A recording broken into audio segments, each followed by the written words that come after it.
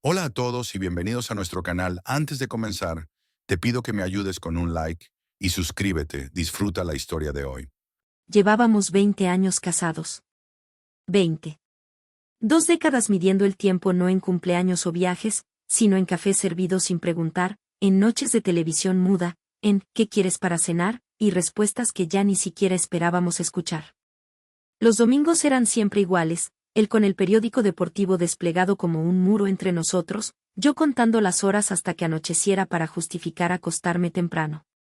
Nuestros besos sabían a rutina, breves rozamientos de labios al salir de casa, como quien marca un checklist, esposa besada, tarea cumplida.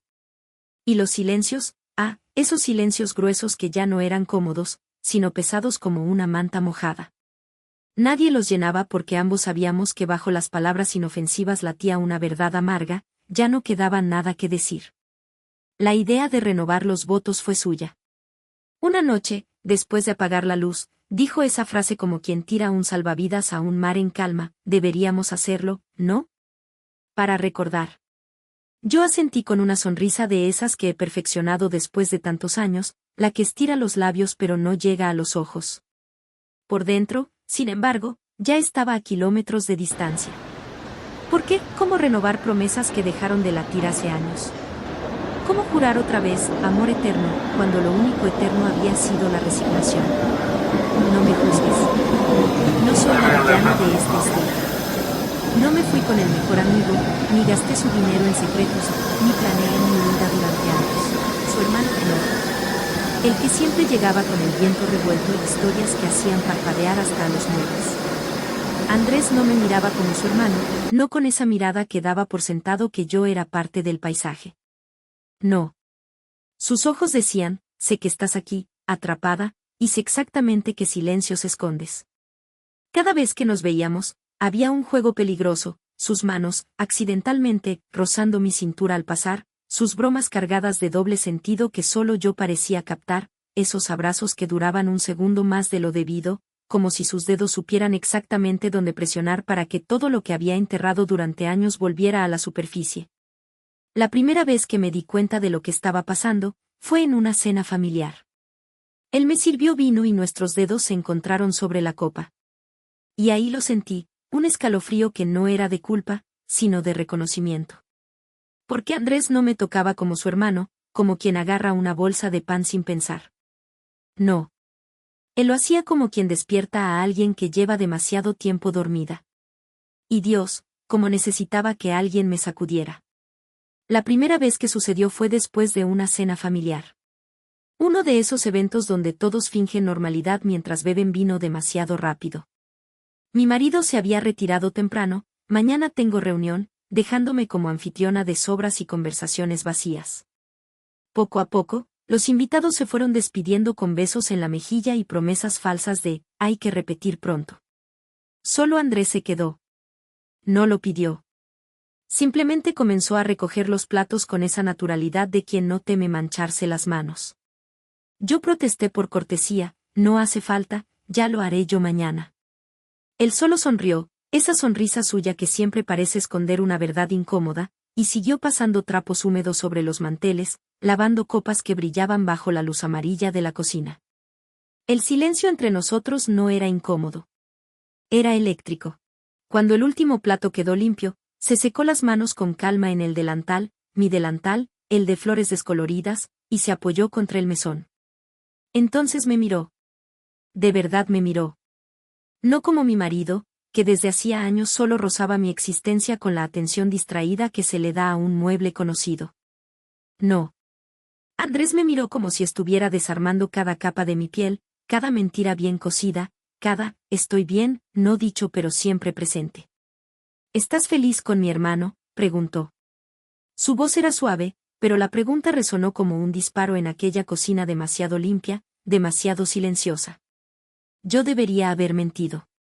Debería haber soltado un claro que sí automático, como había hecho tantas veces cuando otras personas preguntaban. Pero algo en su mirada, en la forma en que sus dedos tamborileaban ligeramente contra el mármol, como si supieran que esta vez no me dejaría escapar, hizo que todas esas palabras preparadas se me atragantaran. Y entonces, sin pensar, lo besé. Fue un beso que sabía a vino tinto y a culpa, a desesperación y libertad. Mis manos se aferraron a su camisa como si temieran que él fuera a empujarme lejos, pero en lugar de eso, sus dedos se enterraron en mi cintura con una urgencia que me dejó sin aliento. Cuando finalmente nos separamos, su respiración era tan irregular como la mía. Eso no fue un no, murmuró él, y su voz sonó ronca, casi sorprendida. Yo no respondí. No podía. Porque en ese momento entendí que llevaba años esperando que alguien me hiciera esa pregunta. Sus labios recorriendo mi espalda mientras yo contaba los lunares de su piel como si fueran constelaciones prohibidas. En el garaje, una tarde que mi marido creyó que estaba en el supermercado. El asiento trasero del auto, mis medias rasgadas, sus dientes en mi cuello mientras el motor aún estaba caliente. Cada vez era más intenso. Más adictivo. Más peligroso. La culpa llegaba después, claro. Esa compañera fiel que se instalaba en mi estómago cuando volvía a casa y veía a mi marido dormir en el sofá, el periódico sobre el pecho, tan confiado. Pero incluso entonces, incluso cuando juraba que sería la última vez, algo en mí necesitaba más. Porque por primera vez en años, respiraba. Y el aire, aunque estuviera envenenado, sabía a vida. La última vez. Pero la última vez fue distinta. No fue deseo. No fue lujuria. Fue un acto de guerra. La casa olía a lilas recién cortadas y a mentiras frescas. Las fluras para la renovación de votos llegaron esa mañana, rosas blancas, por supuesto, porque el simbolismo era tan obvio que casi resultaba grotesco. Mi vestido, ese traje de seda color hueso que me hizo elegir, porque te queda bien de espaldas, colgaba impoluto en el dormitorio como un espectro. Su traje, planchado por mis manos, como siempre, esperaba en el armario con la etiqueta aún colgando. Todo estaba listo para la farsa. Y sin embargo, ahí estábamos nosotros. Andrés, por eso lo hicimos allí, en el sofá donde mi marido leía el periódico los domingos, a plena luz del día, con las cortinas abiertas. Queríamos que nos pillaran. El sonido de la puerta al abrirse debería habernos sobresaltado. Pero no lo hizo. Él había dicho que saldría a recoger el anillo de mantenimiento. Debía haber tardado 1 hora. Pero el destino, o su propia sospecha, siempre presente pero nunca verbalizada, lo trajo de vuelta en 20 minutos. Escuché sus pasos abajo. Luego el silencio. Lo sabía. Subió las escaleras sin prisa. Como un condenado caminando hacia el cadalso. Cuando apareció en el umbral, yo aún tenía el vestido abierto hasta la cintura. Andrés estaba de pie, jadeando, con mis pintalabios manchándole el cuello como una herida. Su rostro. Dios mío, su rostro. No fue ira. No fue siquiera dolor.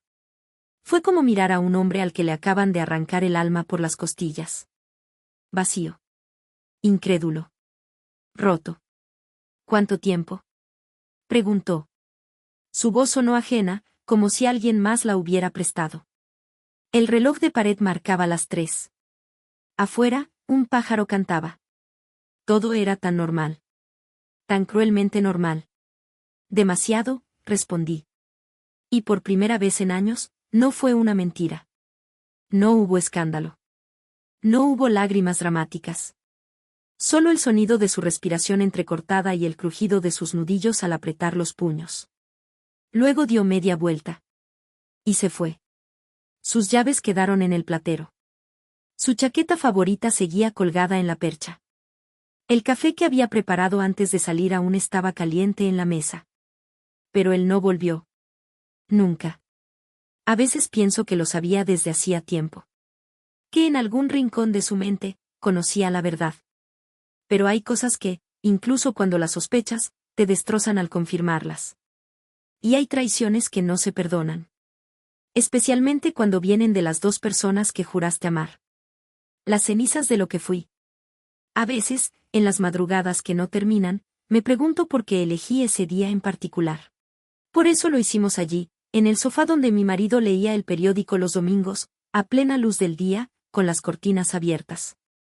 Queríamos que nos pillaran. El sonido de la puerta al abrirse debería habernos sobresaltado. Pero no lo hizo. Él había dicho que saldría a recoger el anillo de mantenimiento. Debía haber tardado 1 hora. Pero el destino, o su propia sospecha, siempre presente pero nunca verbalizada, lo trajo de vuelta en 20 minutos. Escuché sus pasos abajo. Luego el silencio. Lo sabía. Subió las escaleras sin prisa. Como un condenado caminando hacia el cadalso. Cuando apareció en el umbral, yo aún tenía el vestido abierto hasta la cintura. Andrés estaba de pie, jadeando, con mis pintalabios manchándole el cuello como una herida. Su rostro. Dios mío, su rostro. No fue ira. No fue siquiera dolor. Fue como mirar a un hombre al que le acaban de arrancar el alma por las costillas. Vacío. Incrédulo. Roto. ¿Cuánto tiempo? Preguntó.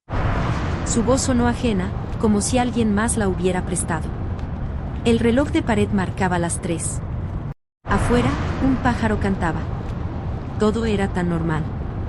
Tan cruelmente normal. Demasiado, respondí. Y por primera vez en años, no fue una mentira. No hubo escándalo. No hubo lágrimas dramáticas. Solo el sonido de su respiración entrecortada y el crujido de sus nudillos al apretar los puños. Luego dio media vuelta. Y se fue. Sus llaves quedaron en el platero. Su chaqueta favorita seguía colgada en la percha. El café que había preparado antes de salir aún estaba caliente en la mesa. Pero él no volvió. Nunca. A veces pienso que lo sabía desde hacía tiempo. Que en algún rincón de su mente, conocía la verdad. Pero hay cosas que, incluso cuando las sospechas, te destrozan al confirmarlas. Y hay traiciones que no se perdonan.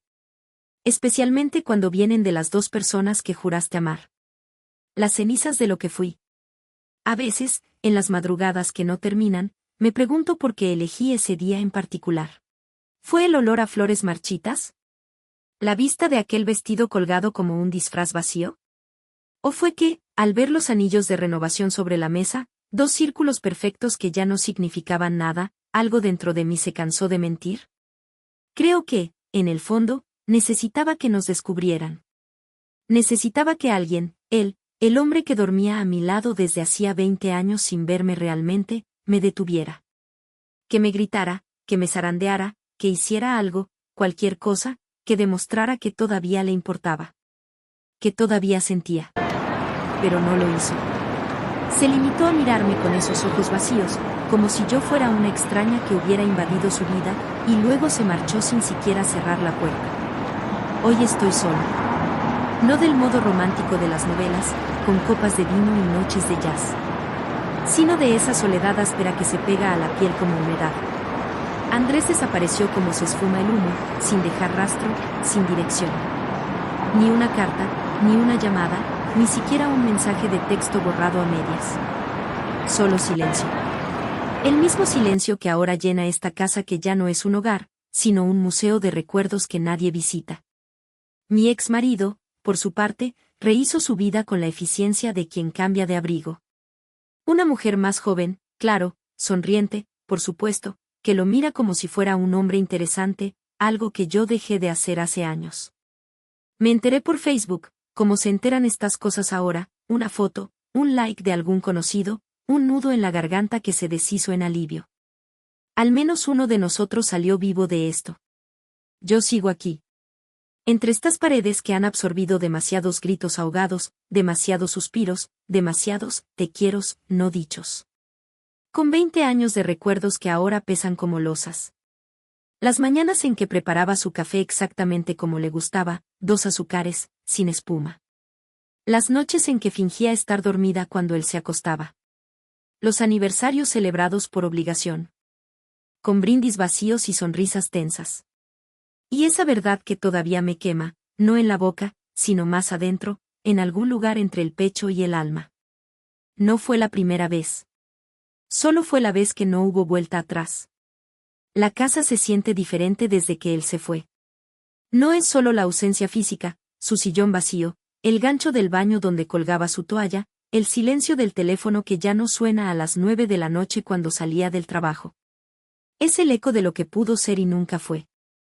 Es el sonido del viento moviendo las cortinas en una habitación que ya nadie usa. Es el tic-tac del reloj en la cocina, marcando horas que ya no importan. Es el fantasma de la mujer que fui, la que aguantó, la que sonrió, la que mintió, mirándome desde el espejo cada mañana. Y a veces, cuando la noche es especialmente cruel, creo oír sus pasos en el pasillo. Pero solo soy yo. Siempre he estado sola. Solo que ahora, por fin, lo admito. Los días espejo. Durante semanas fui una sombra de mí misma.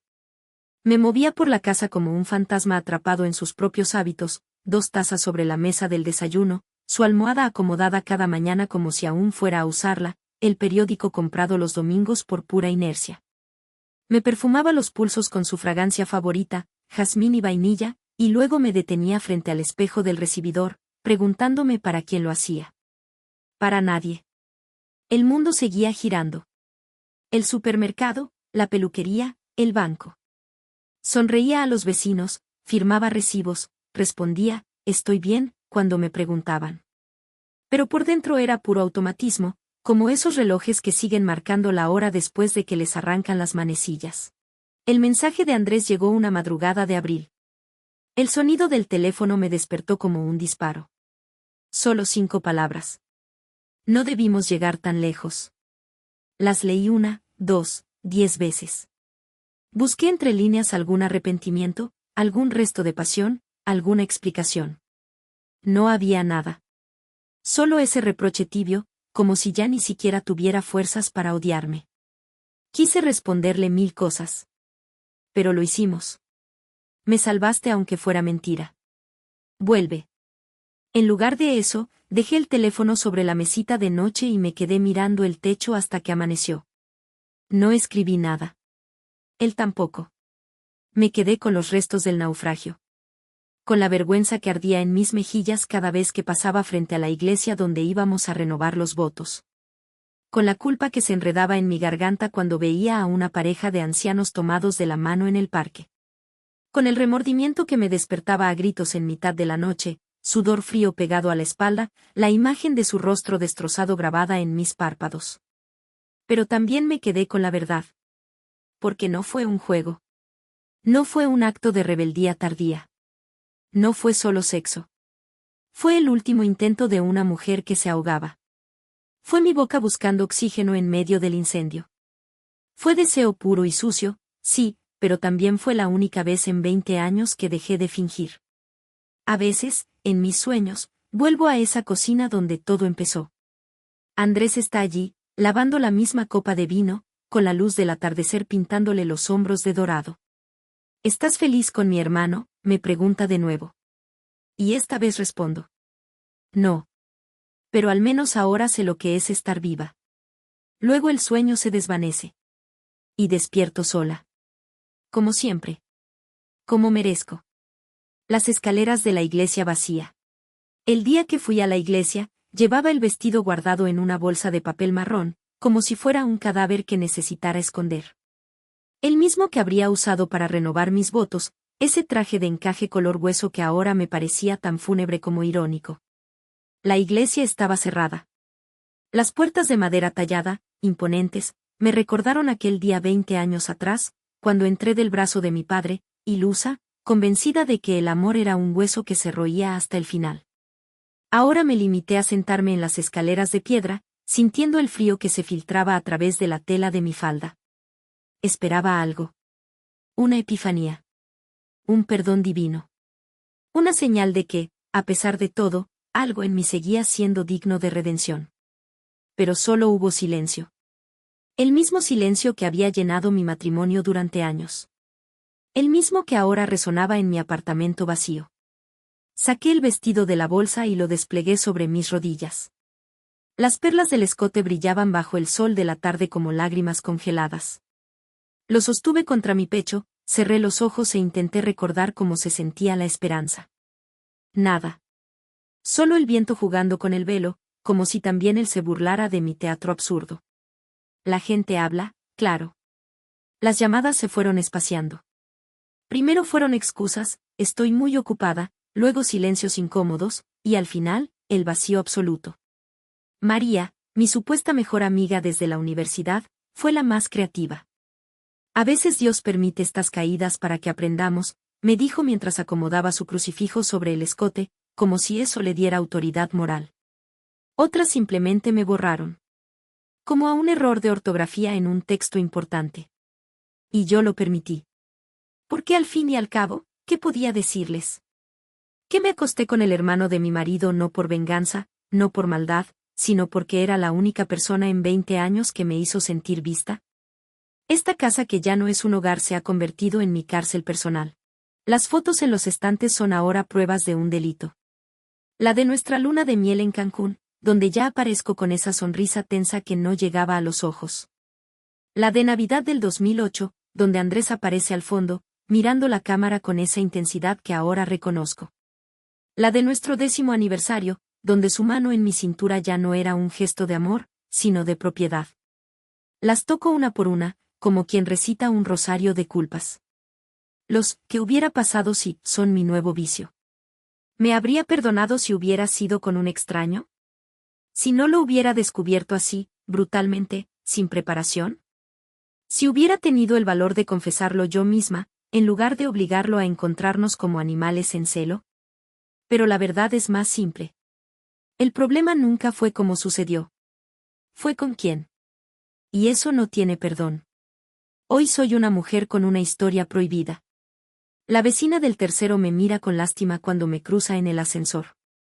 El cajero del supermercado evita tocarme los dedos cuando me da el cambio. Hasta el gato de la esquina, ese que antes mi marido alimentaba, huye cuando me acerca. Me he convertido en la advertencia moral que las mujeres susurran en las cafeterías. ¿Viste lo que le pasó a Laura? Por eso hay que aguantar, hijita. El diablo siempre llega con cara de ángel. El precio de la verdad fue la soledad. Pero esta soledad, por primera vez, es auténtica. No más sonrisas falsas. No más besos por obligación. No más fingir que el vacío no me devoraba por dentro. Solo yo, este silencio, y la extraña libertad de saber que, al fin, ya no tengo nada que perder. Pasaron los meses. Luego un año. Y con el tiempo, entendí algo que me costó aceptar: nadie te enseña a vivir con tus propias decisiones. Todos hablan de libertad, de ser auténtica, de seguir lo que dicta el corazón, pero nadie te prepara para lo que viene después, cuando lo que elegiste te deja sola. No volví a saber de Andrés. No lo busqué. Él fue un fuego que me quemó por dentro y luego se apagó sin mirar atrás. Mi ex rehizo su vida con una mujer más joven. Se casaron hace poco. Me llegó la foto por una amiga en común. Él sonreía como yo no lo vi sonreír en años. Y eso me dolió, sí, pero también me dio paz. Al menos uno de los dos encontró lo que yo no pude darle. El primer día del resto de mi vida. Empecé de nuevo. No con otro hombre, ya había tenido suficientes hombres llenando los vacíos que solo yo debía sanar. No con otra historia de amor, estaba cansada de ser personaje secundario en mi propia vida. Empecé conmigo.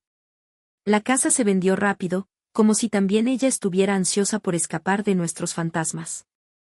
Cuando el notario estampó el último sello, sentí que sellaba también 20 años de mentiras cómodas. A veces lo dejo enfriar.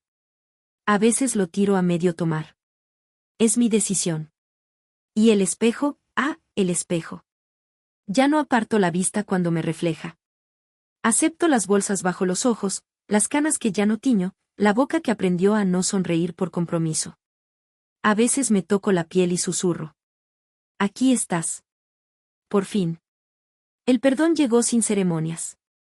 Una tarde, mientras lavaba los platos, solo uno, solo para mí, entendí que no necesitaba su absolución. Ni la de la sociedad. Ni siquiera la de Andrés. Fui infiel. Fui cobarde. Pero también fui valiente. Valiente por dejar de ahogarme. Por elegir el fuego que me consumió antes que seguir muriendo de frío en aquel lecho conyugal que era más tumba que refugio. Fui humana. Demasiado humana. Una mujer que eligió el pecado antes que la hipocresía. Que prefirió ser juzgada por lo que hizo, antes que seguir siendo aplaudida por lo que fingía ser. Hoy ya no espero miradas. No anhelo que ningún hombre me desee, aunque a veces, cuando paso frente al café donde solía verme con Andrés, siento un escalofrío que no es del todo nostalgia. No fantaseo con amores de película, ya sé que el romance es solo otra forma de mentira socialmente aceptada. Pero me miro. Y en mis ojos ya no busco aprobación ajena. Veo a una mujer que sobrevivió. Que rompió las reglas. Que pagó el precio y sigue en pie. No me gusta todo lo que veo, las marcas de la culpa no se borran con arrepentimiento, pero al menos reconozco cada grieta, cada mancha, cada cicatriz. Y eso. Esa verdad brutal. Esa soledad auténtica. Esa libertad dolorosa de saber quién soy, con todo y mis demonios. Es más de lo que tuve en 20 años de matrimonio. Más que los aniversarios con cena incluida. Más que los te quieros automáticos. Más que aquel vestido de novia que terminó guardado en una bolsa, como metáfora de todo lo que nunca fuimos. Porque ahora, cuando me acuesto en esta cama que solo conoce mi cuerpo, no hay mentiras bajo las sábanas. Solo yo. Finalmente yo.